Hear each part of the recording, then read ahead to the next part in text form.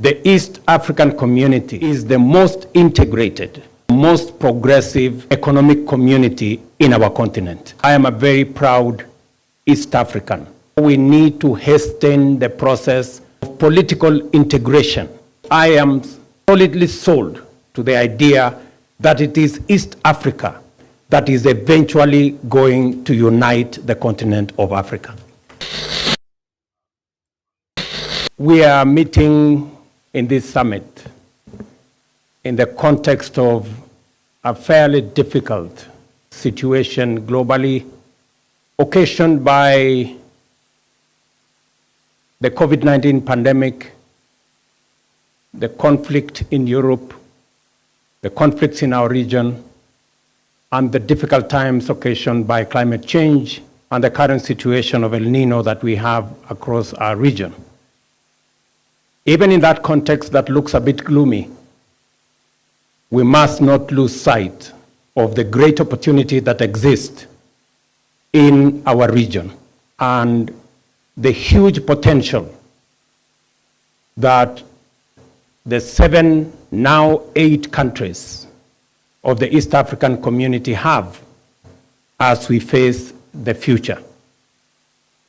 Mr. Chairman, allow me to congratulate the Federal Republic of Somalia for joining the East African community. We now have an extra 15 million people, or thereabout, who will become members of this great family. As I congratulate Somalia, let me congratulate the other 7 members of this great organization. The East African community today is the most integrated, the most progressive economic community in our continent.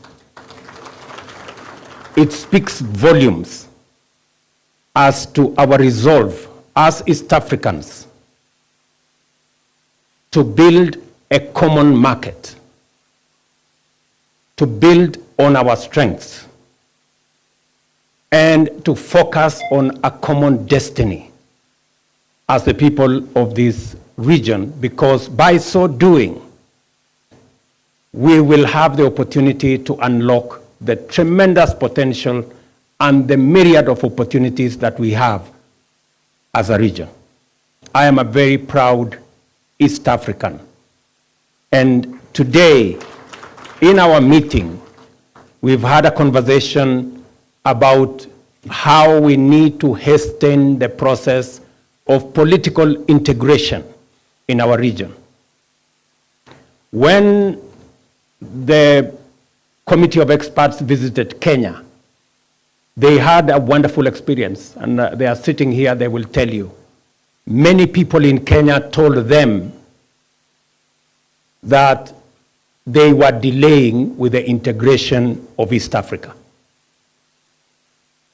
It is my considered view that as we focus into the next 1 year, that we will conclude the consultations so that we can further our integration, because I am solidly sold to the idea that it is East Africa that is eventually going to unite the continent of Africa. We are already well ahead. Our integration, market integration, we are proudly now the intra-regional trade between our countries is at 27% compared to 17% elsewhere in our continent. We are far off from where Europe is at 70%. But the fact that we are making strides in the right direction means that shortly we will catch up with our peers globally. Let me also say this, that we are a region that is endowed with huge resources, renewable energy resources, whether you're talking about geothermal resources, hydro, wind, solar. We have huge resources all the way from Kenya through Rwanda to Burundi, all the way to DRC.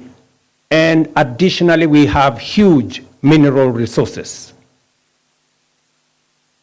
As we go to COP27, we are not going to COP27 as bystanders. We are going to COP27 as a region, having packaged our investment opportunities.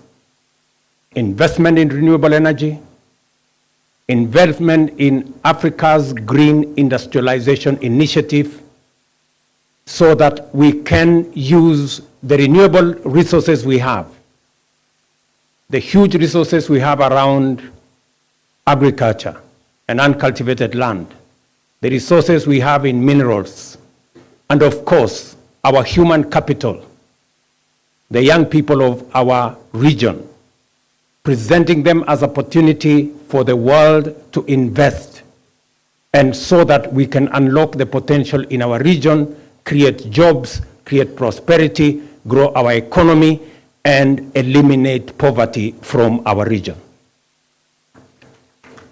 It is my position, ladies and gentlemen, that as we congratulate President Salva Kiir as he takes over as the chair of our region, that you have our support, you have the support of Kenya, and you have the support of East Africans as we consolidate our region into one integrated economic bloc with one destiny.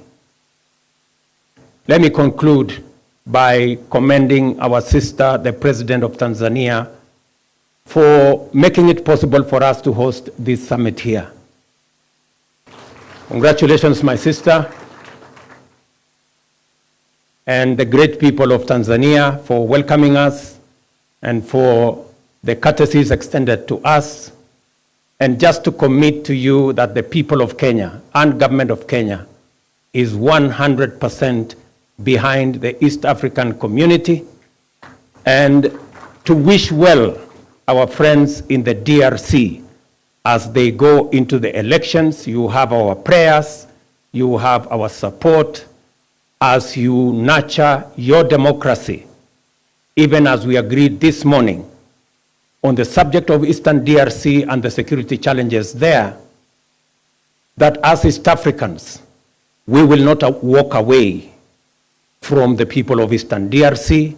We are going to agree on a methodology with our brothers from SADC on how that whole situation is going to be handled in a manner that respects the wishes of the people of DRC and in a manner that makes sure that there is no vacuum and the situation in DRC is handled in the best way possible to the benefit of the people of DRC and to the benefit of the people of East African community, because they are our brothers and sisters and they deserve our solidarity. Thank you very much. There you have it, guys. So these African leaders try their best in their own ways, and in their speeches, they try to show, their efforts in trying to help manage the challenges which Africa is actually facing through and has been facing through since the colonial times. And so we here to really listen to these speeches and not necessarily to analyze, but to share our thoughts in the comments. And so whatever it is you guys think about these speeches, please do share your thoughts in the comments. Thank you for watching, guys. I really hope you enjoyed this video.